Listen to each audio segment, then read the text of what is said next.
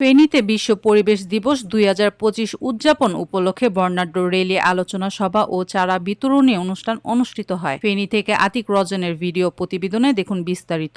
আপনি কি প্রবাসে গিয়ে স্বাবলম্বী হতে চান?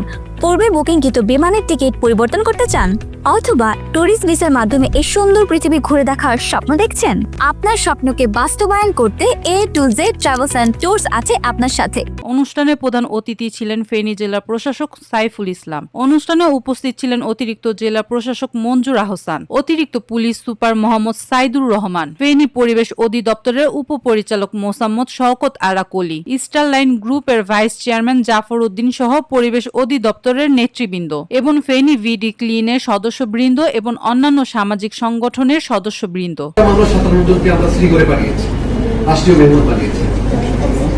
তো এটা হলো গিয়ে জাস্ট ফসলি জমি এবং